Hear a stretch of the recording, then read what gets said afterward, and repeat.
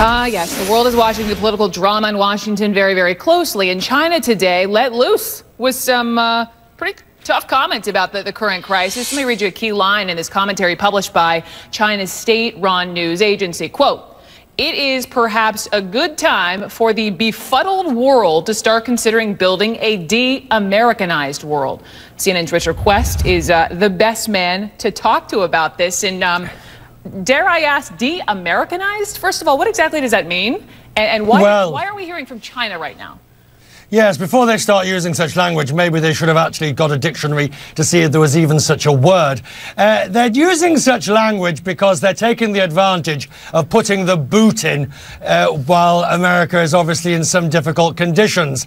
Finance ministers and central bankers are not backward at telling you the US needs to do something about this immediate crisis and the longer-term fiscal problems. But they don't go as far. I mean, that article also talked about the United States as being a hypocritical nation. It talked about self-serving Washington, and it said that the debt crisis was a pernicious event on the rest of the world. Nothing new, by the way, from the Xinhua news agency.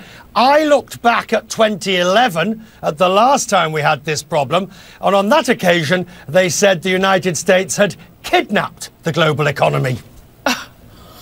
Okay. We know that China owns a lot of the U.S. debt. How would, heaven forbid this happens, we're hoping for this compromise and this deal to be worked out this week. But if a default were to happen, how does that affect China? Well, that's the interesting and rather sardonic part about this. Because, yes, they've got $1.2 trillion worth of US government securities. So they are, to some extent, in the same leaky boat as everybody else. And to mix my metaphors beautifully, I'm not sure why, if you're in a leaky boat, it behoves you to start throwing bricks if you're living in a glass house, since they would be affected. I mean, they are principal people who will be affected by any doubt in this. On a more serious point, the Chinese have decided, quietly and privately, they will tell you they want it sorted out.